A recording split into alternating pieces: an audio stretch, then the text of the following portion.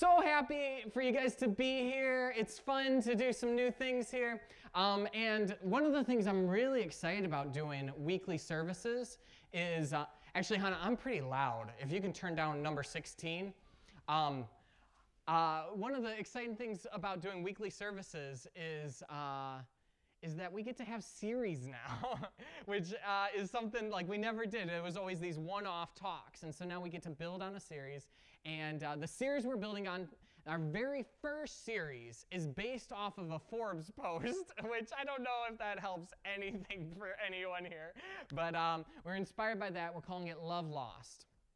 And so when we think of love lost, when we think of breakups, when we think of separations, divorces, they can be pretty devastating, heart-wrenching. They can be very painful. And they can be very common. And so to kick off this series, I'm going to do something I've never done before. We're going to do a game where I need 4 volunteers. Trust me, I'm not going to embarrass you. We've got some people. I need 4 volunteers who think they know pop songs. Tim, come on up. You've been voluntold. Not all current. No. Sharina thinks she knows? Okay, yeah. Okay, 2 more I need. We're doing 2 teams of 2. Okay, Amanda.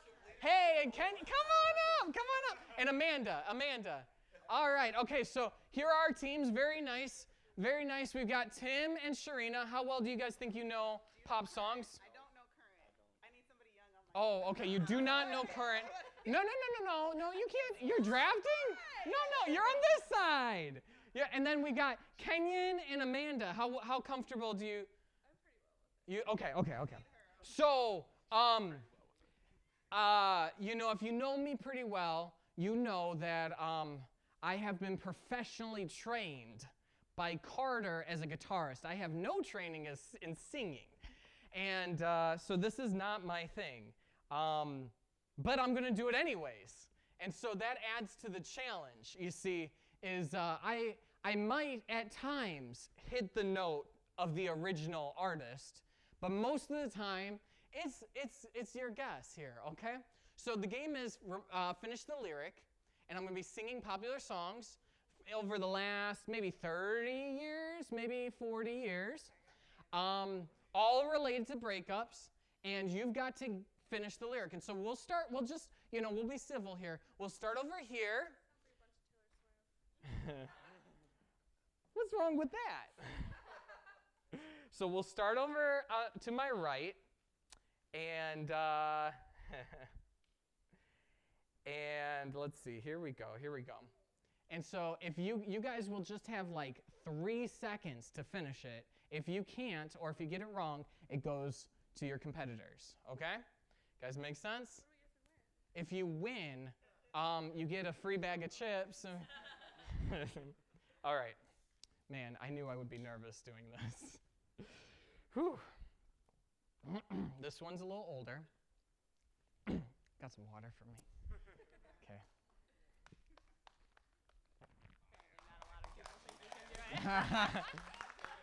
At first I was afraid. I was petrified.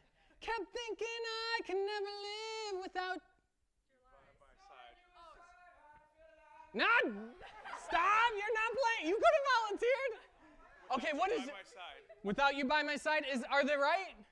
Wait, what was it again? Tell me. Kept thinking I could never live without you by my side. Right? Yeah, that's right. Give it up for them.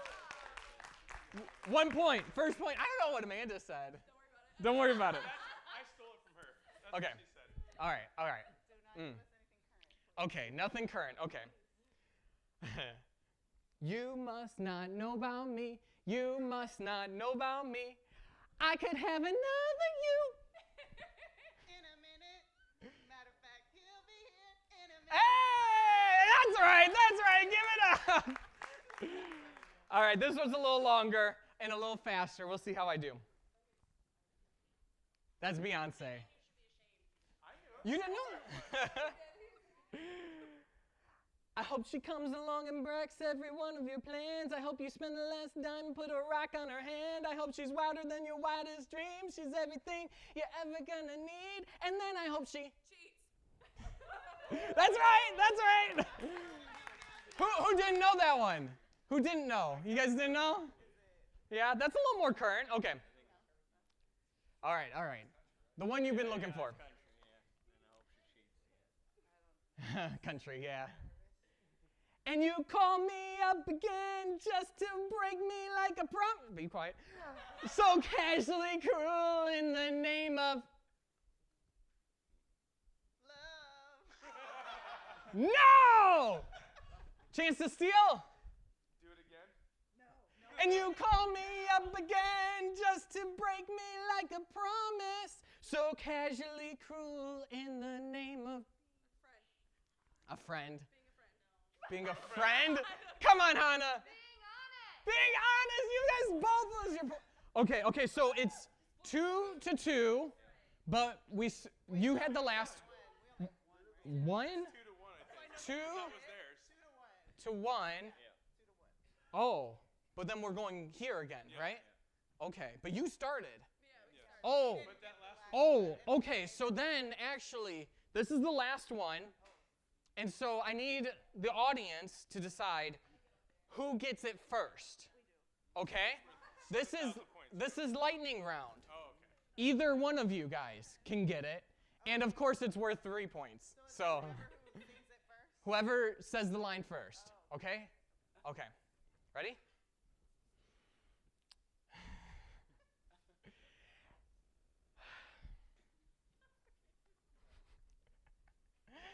And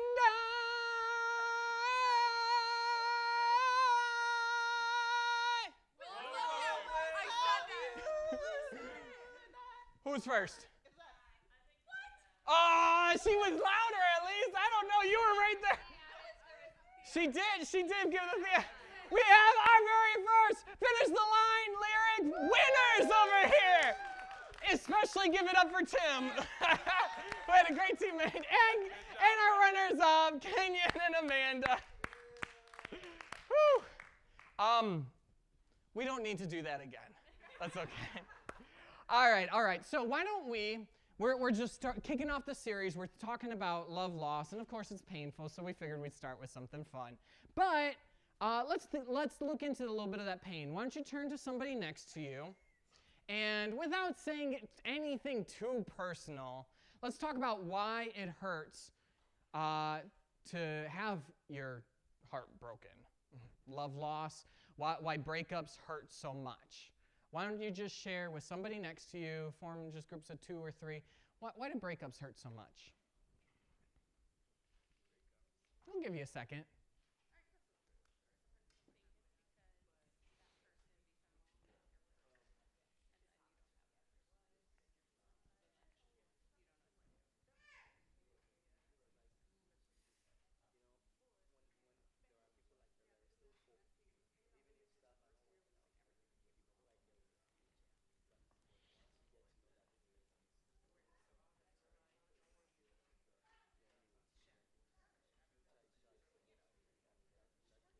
All right. Anybody really want to share one of your answers? Anything really good said that has to get told?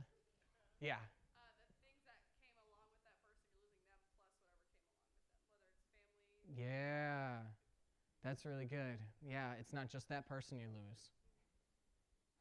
Anyone else? Okay, well, I put together a list that you're not going to see. There's grief.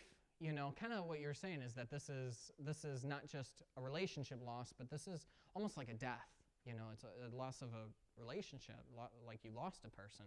So there's grief, there's rejection, even if you're the one who was the rejecter, even just knowing that someone was okay with the separation hurts, and you can feel rejection. There's a brain pain I saw when I was researching. Actually, there's a part of our brain that experiences like physical pain actually gets triggered by the pain of a breakup. So there's a physiological pain that we experience from breakup. Things like shame. Maybe,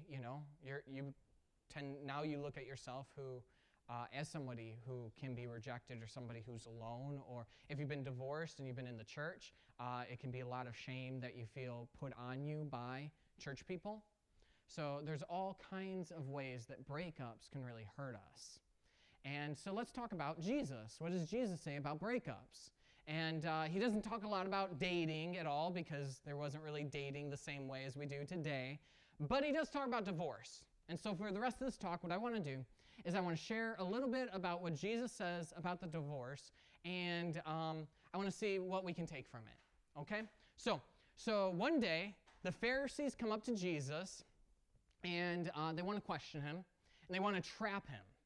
And so we're not quite sure how they think they're going to trap him. There was, asking about divorce. There were some different opinions about divorce amongst the Jews. So it's sort of one of those questions that you can't really win, because no matter what, you're going to offend somebody. One of those questions. But also, Jesus' cousin, John the Baptist, just got beheaded because of his opinions on divorce, because he criticized Herod's divorce. So they're thinking if they can really get lucky, they can get Jesus killed over this. Either way, they're trying to get Jesus trapped. And so they go up to Jesus, they say, Jesus, should a man be allowed to divorce his wife? And immediately, some of you might pick up on, because we are Americans living in the 21st century, may pick up on how, masculine, patriarchal, that question sounds. And the funny thing is, we actually have a hint that maybe Jesus picked up on that too. So they asked this question. Anyways, they asked this question: should a man be allowed to divorce his wife? And Jesus says, well, what does Moses say in the law? What does Moses say in Deuteronomy? And they say, well, in Deuteronomy, he says it's allowed if you can do a certificate of divorce. Jesus says, yeah, that's true. But that's not really the final word on marriage and divorce from God. You don't see that in Deuteronomy. You see that in Genesis. He says, in Deuteronomy, what you have is what's called a concession. And so it's really important when we read the Bible and we see these different laws and rules and things, we got to see it in context. And the context of Deuteronomy isn't that Moses is saying we should all get divorced. It's that Moses is saying, if you get a divorce, make sure you have a certificate. Do you know why he asks for a certificate? A lot of scholars will point to the fact that without the certificate of divorce, the wife in particular, the divorced wife, isn't really protected. The husband can say all kinds of lies. The husband can treat her like a property, like, I'm done with you now, but maybe in a month I'll change my mind. And so the divorce makes it final. The divorce makes it public. The divorce protects the wife a little more. And so here is a law that is really protecting women. And so Jesus says, here it is, but that's not God's intention from the beginning. God's intention from the beginning is in Genesis. And in Genesis, it says that he made a male and female. He said, therefore, a man will leave his father and mother and be united to his wife, and the two shall become one. And he says, therefore, what God has brought together, let no man separate. And so right now we're like, okay, Jesus isn't a fan of divorce. Probably you didn't need to come to Anchor to know that. But if you look at it a little more, there may be something else Jesus is saying here. Where does God fit into all this? I think if you were to rephrase their original question just a tad, and you look at it from a slightly different angle, you might be able to get an insight into what Jesus was saying. So they said, can a man divorce his wife? What if you change the word from divorce to abandon? Then what Jesus might be saying is, no, a husband can't abandon his wife because it was God who brought them together, and God's not in the business of abandonment. Maybe there's a message here about God's faithfulness to us. I don't know. Well, anyways, later on that day, Jesus brings the subject up again. He goes to his disciples and he says, hey, if you get a divorce and you get remarried, that's adultery. And he says, if a woman gets divorced and remarried, that's adultery. I think it's really interesting how Jesus, in the context of, giving rules and laws and setting ethics, he's empowering women there. You know, that's something really important to us here at Anchor, is to empower women. And so I just love pointing out that the fact that Jesus, you know, he's asked this question from a man's point of view, and then later on he says both the husband and the wife, from both points of view, they're both free agents, and they both have dignity before God. And so I'm going to draw attention not just to the husband, but to the wife as well. And there we have it.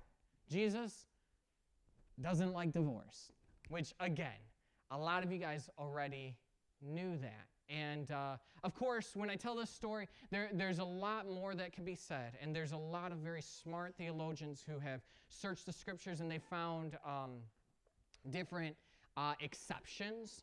And so traditionally here within Christianity, there tends to be justifications for divorce. Abandonment, abuse, and adultery tend to be justifications for divorce. But there's something else I want to point out is, you know, at first glance, Jesus isn't a fan of it. He doesn't like divorce. He doesn't like when we feel rejected, when we feel loss or grief. He doesn't like that. He wants to see relationships together and thriving. And I go another further, is I really think Jesus was a fan of marriage too. I can't push that point too much because Jesus happened to be a single guy. So he wasn't that much of a fan of marriage, but I think he thought marriage was a good thing. And, you know, I was just listening the other day about a study done out of the University of Chicago. Now, I don't know if I'm allowed here in Champaign-Urbana to mention a study done out of the University of Chicago. Are we okay with that here? Is that okay? Okay, I'm asking a grad student. Okay, we're okay with that. So a study was really interesting. It actually said that there were these determining factors of happiness.